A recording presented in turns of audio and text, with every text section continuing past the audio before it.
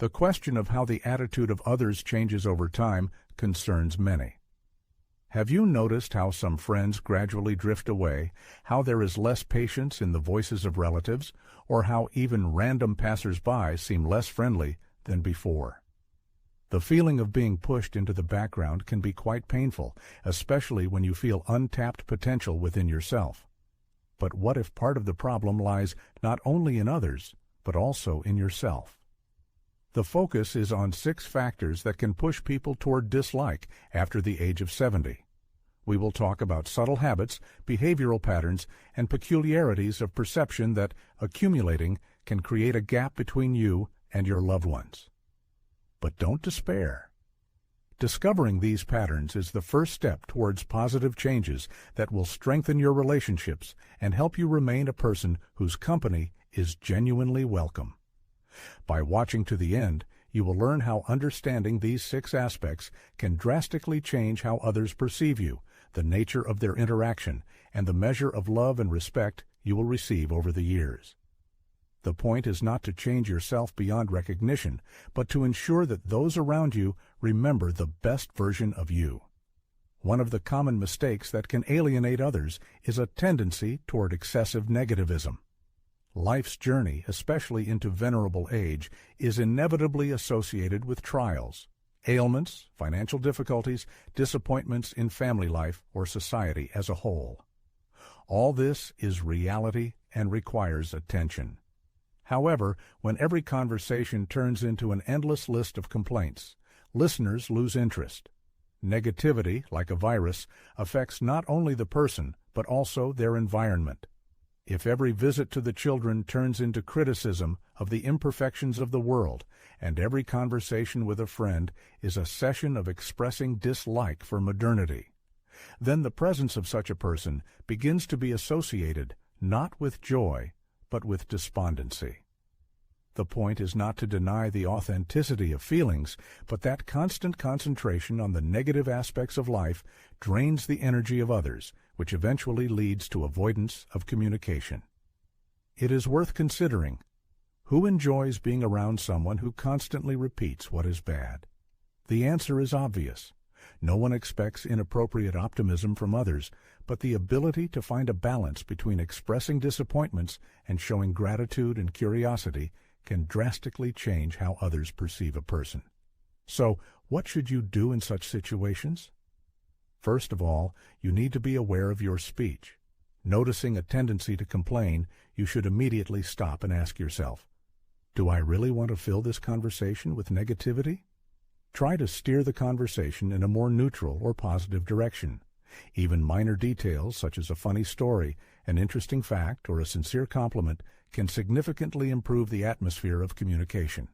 It is important to understand that people avoid communication not out of indifference, but out of unwillingness to feel depressed after a conversation. A little self-criticism can work wonders, turning communication into a source of inspiration, not exhaustion. The second common mistake is imposing unsolicited advice or criticism.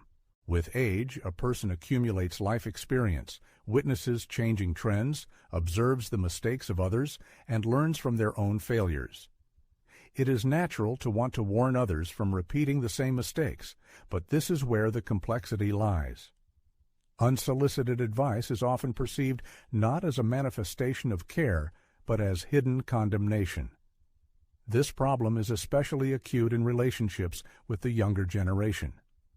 Often, older family members observe how their adult children or grandchildren, in their opinion, make annoying mistakes in managing finances, raising the younger generation, or simply in organizing their lives. And when the elders, driven by good intentions, try to intervene and guide them on the right path, this is often perceived as criticism, not as a manifestation of care. Such situations arise not only in the family circle, but also in friendships. Attempts to advise a friend on their diet, financial habits, or lifestyle can be perceived as attacks, even if they are dictated by a sincere desire to help. No one likes to be lectured, even if the advice is sound. As a result, if communication with you is associated with constant corrections and criticism, people begin to drift away. What to do in such situations? The best strategy is to wait until you are asked for advice. If someone really needs your help, they will definitely turn to you. Otherwise, it is often better to allow the person to sort out the situation on their own. This does not mean that you should completely refuse to express your opinion, but it is important to do so with respect for the independence of the other person. A wise principle states, "Before giving advice, ask for permission." Instead of a categorical statement like, "You absolutely shouldn't eat that," it's better to tactfully inquire, "Would you like to hear some helpful tips about healthy eating that I recently learned?" If the person agrees, share your knowledge. If not, drop the subject. This slight adjustment in approach can drastically affect how others perceive the advisor. The fact is, people shy away from unsolicited advice not out of indifference, but out of a reluctance to feel judged or criticized. When advice is offered with respect for personal choice, the advisor appears as a reliable source of information, not an intrusive critic. Another common mistake people make as they get older is the inability to adapt to change. The world is in constant motion, and resisting these changes instead of embracing them makes communication with a person tiresome. It's understandable that over decades of life, certain traditions, values, and familiar ways of doing things have become established and now seem to be fading into the past. However, when a person refuses to acknowledge that times are changing, conversations with them can evoke feelings of fatigue and irritation instead of pleasure. The perception of change manifests in various forms. For example, a person may stubbornly assert that things were better in the past, especially when the younger generation shares their passions and interests. Another example is the denial of modern technologies, despite the fact that they are the primary means of communication in the modern world. Also, changes in social norms can cause irritation and make it difficult to communicate with young people.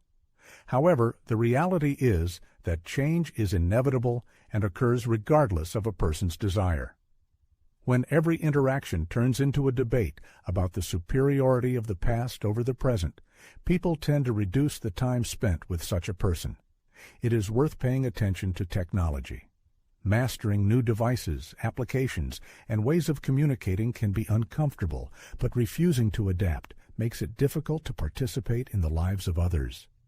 Grandchildren may prefer texting to phone calls, and friends may plan meetings on social media.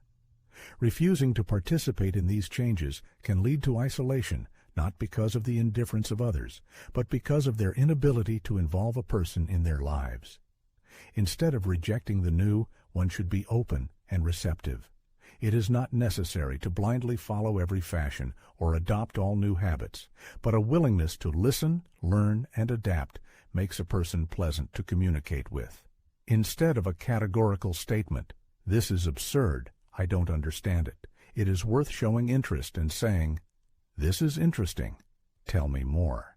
It is important to understand that others do not expect delight in every change, but they appreciate curiosity and rejection of a dismissive attitude.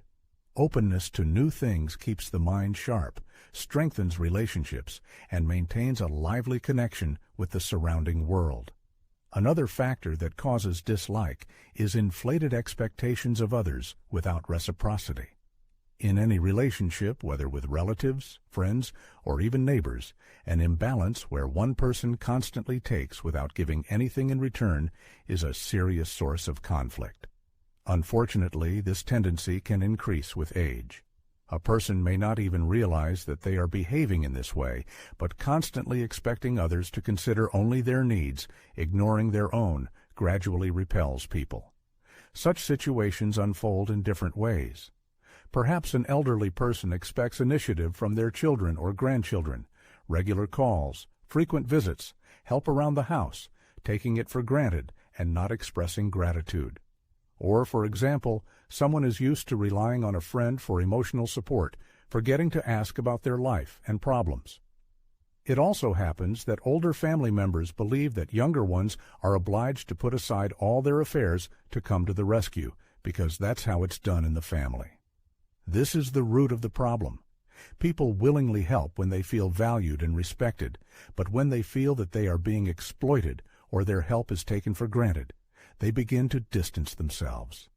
And then it is easy to feel abandoned and lonely, not realizing that the reason for this is their own unrealistic expectations.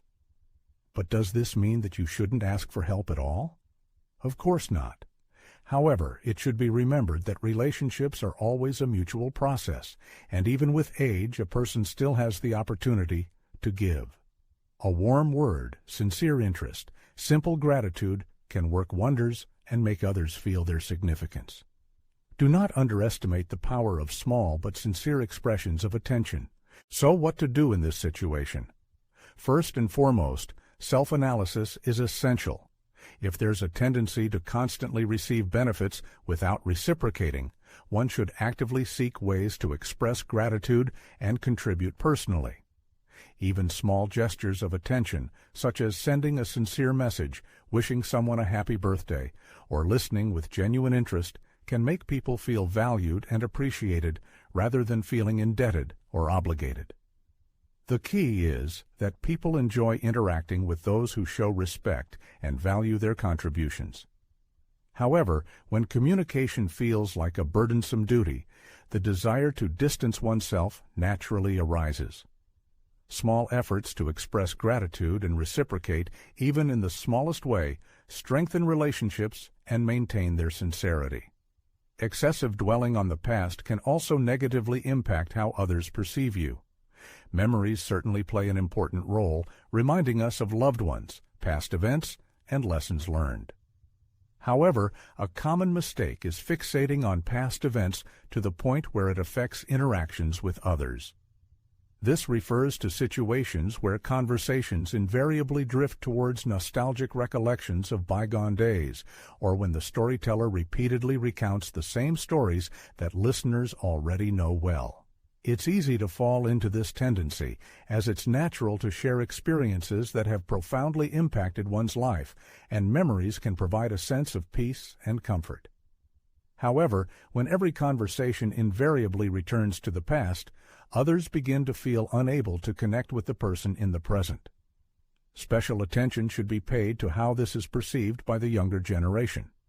If, whenever they try to talk about their lives, they're met with phrases like, "Things were very different in our day," or "You young people won't understand how difficult things were for us," it's perceived more as erecting a barrier than inviting dialogue. Such statements make them feel that their own experiences are devalued because they haven't experienced what the older generation has. But the problem isn't limited to relationships with young people. Even peers can become irritated when the same stories are repeated over and over. Over time, this turns communication into a monotonous, predictable, and frankly, boring process. Instead of focusing solely on days gone by, it's recommended to find a harmonious balance between the past and the present.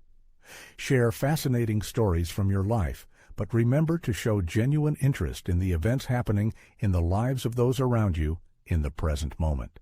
Instead of simply recounting old memories, ask questions about what concerns them today, what their plans and dreams are. If you notice yourself repeating the same story again and again, pause for a moment and consider whether it's really relevant to the current conversation. Most importantly, be open to new experiences and opportunities, and don't let the past completely overshadow the present. The point is that memories are valuable, but they shouldn't replace real life. People need to feel your connection with them here and now, not just with the person you were many years ago. By showing genuine interest in the present and in those around you, you strengthen relationships and make communication more meaningful. As a person gets older, their relationships with family, friends, and even neighbors change. But the need for respect for personal space and boundaries remains constant. Unfortunately, a common mistake people make in their later years is believing that their presence, opinion, or needs should always be prioritized simply because they are older. Violation of personal boundaries manifests in many forms, often leading to undesirable consequences in interpersonal relationships. For example, a person may expect immediate answers to phone calls from family members and feel offended if this doesn't happen, interpreting it as a sign of being ignored. Another example is sudden visits without prior warning, when the visitor assumes they'll always be welcome, regardless of the host's possible commitments. Also, violating boundaries includes an intrusive desire to know the details of someone else's life, who they're dating, how they spend their money, what decisions they make. This ignores everyone's right to privacy and personal space. Such behavior, even if not openly discussed, causes discomfort and leads people to distance themselves. They may call less often, reduce the number of invitations to visit, or share less personal information. If you're not aware of this pattern, it's easy to mistakenly take this behavior as neglect, when in reality, the person is simply trying to protect their personal space. Emotional boundaries also play an important role. Regularly pouring out your negative emotions, whether it's disappointment, sadness, or loneliness, onto the same person without considering their emotional state can lead to a reluctance to communicate. It's important to remember that everyone has their own problems and concerns, and while expressing emotions is necessary, it's also important to consider the feelings of others and leave space for their expression. So how should you act in such situations? First of all, you need to be sensitive and observant. If a person avoids talking, you should think about whether their personal space is being invaded too much. If the need for attention becomes excessive, it's important to analyze whether you are respectful enough of the time and commitments of those around you. Establishing boundaries is a natural part of any relationship, and they must be respected. You shouldn't be offended if someone limits the number of visits, conversations, or doesn't want to discuss personal topics. Strong connections are based on mutual respect, and when people feel that their boundaries are not being violated, they feel comfortable and are more willing to make contact, which helps maintain relationships for many years. Aging does not necessarily entail the loss of loved ones, but sometimes, without realizing it, we can push them away with our behavior. Fortunately, awareness of the problem is the first step to solving it. We are talking about things like constant negativity, unsolicited advice, unwillingness to adapt to new conditions, high expectations, focus on the past, and disrespect for other people's boundaries. All this can gradually accumulate and lead to dislike. But once these patterns are identified, you can start making small adjustments that will help strengthen relationships and avoid alienation. Ultimately, strong and harmonious relationships flourish where there is mutual respect, sincere appreciation, and a healthy balance of interests. Everyone strives to communicate with those who give them positive emotions, a sense of self-worth, and confidence that their opinion matters. It is noteworthy that the ability to be such a person does not depend on age or social